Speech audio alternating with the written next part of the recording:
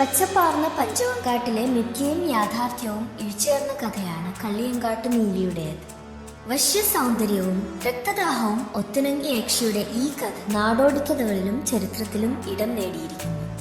സൗന്ദര്യത്തിന്റെ മൂർത്തിഭാവമായ നീലി ചെറുപ്പക്കാരെയും മുതിർന്നവരെയും ഒരുപോലെ ആകർഷിച്ചു. കൊല്ലവർഷം 30കളിൽ പഴകന്നൂർ ദേശത്ത് വാണിരുന്ന ഒരു ദേവദാസിയായ കാർവേണിയുടെ പുത്രിയാണ് അല്ലി. സുന്ദരിയായ അവൾ അവിടുള്ള ശിവൻ കോവിലിലെ പൂജാരിയുമായി പ്രണയത്തിലായി. പിന്നീട് അവരുടെ വിവാഹവും നടന്നു. എന്നാൽ ദുർനടപ്പുകാരനായ നമ്പി പണം മോഹിച്ചാണ് അവളെ വിവാഹം ചെയ്തത്.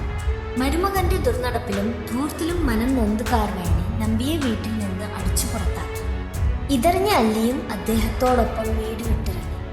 വഴിമധ്യേ സ്വന്തം മടിയിൽ തലവെച്ചിറങ്ങിയ അല്ലിയെ ആഭരണങ്ങൾ മോഷ്ടിക്കാനായി നമ്പി തലയിൽ കല്ലുകൊണ്ടടിച്ചു കൊന്നു.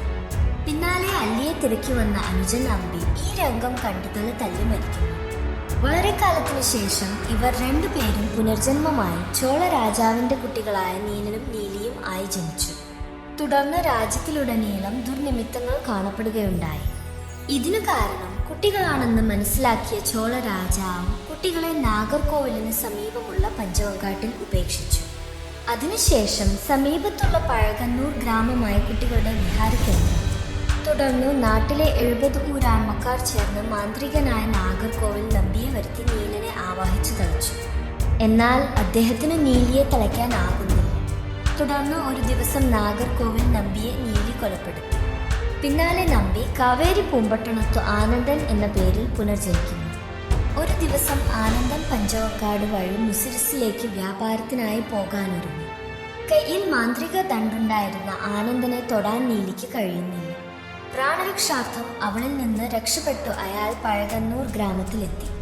അയാളെ പിന്തുടർന്ന് എത്തിയ അവൾ മായാവിദ്യ കൊണ്ട് ഒരു കുഞ്ഞിനെ സൃഷ്ടിക്കുകയും ഭർത്താവ് തന്നെ ഉപേക്ഷിച്ചു ഈ ഗ്രാമത്തിൽ വന്നിട്ടുണ്ടെന്ന് അവിടുത്തെ ഗ്രാമവാസികളെ പറഞ്ഞ് വിശ്വസിപ്പിക്കുകയും ചെയ്യുന്നു. ഈ വിവരം അറിഞ്ഞ ആനന്ദൻ അധ്യക്ഷയാണെന്ന് കരഞ്ഞു പറഞ്ഞെങ്കിലും ആരും വിശ്വസിച്ചില്ലെന്ന് മാത്രമല്ല, യക്ഷി അദ്ദേഹത്തെ എന്തെങ്കിലും ചെയ്യുകയാണെങ്കിൽ ഊരാൺമക്കാർ 70 പേരും അയാളോടൊപ്പം മരിക്കുമെന്നും സത്യം ചെയ്തു. ഗ്രാമവാസികളുടെ ഉറപ്പിന്മേൽ ആനന്ദൻ അവളോടൊപ്പം ജീവിക്കാമെന്ന് സമ്മതിക്കുന്നു. എന്നാൽ ആ രാത്രി അവൾ തന്റെ യക്ഷി രൂപം കൈക്കൊള്ളുകയും ആനന്ദനെ മൃഗീയമായി കൊല്ലുകയും ചെയ്യുന്നു. പിറ്റേന്ന് രാവിലെ ആനന്ദൻ മരിച്ചു കിടക്കുന്നത് കണ്ട ആ 70 ഗ്രാമവാസികളും വാക്കുപാലിക്കാനായി തീയിൽ ചാടി മരിക്കുന്നു. തന്റെയും തന്റെ സഹോദരന്റെയും മരണത്തിന് കാരണക്കാരനായ ആനന്ദനെയും 70 ഊരാൺമക്കാരെയും വധിച്ച ശേഷം നീലി ഒരു കള്ളിപ്പാലയുടെ ചുവട്ടിൽ കുടിയിരിക്കുകയും ചെയ്യുന്നു. പിന്നീട് ക്രൈസ്തവ പുരോഹിതനായ കടമറ്റത്ത് കത്തനാർ നീലിയെ തളച്ച് പത്തനംതിട്ട ജില്ലയിലെ പരുമല വലിയ പനയന്നാർക്കാവ് ഭഗവതി ക്ഷേത്രത്തിൽ കുടിയിരുത്തിയെന്നാണ്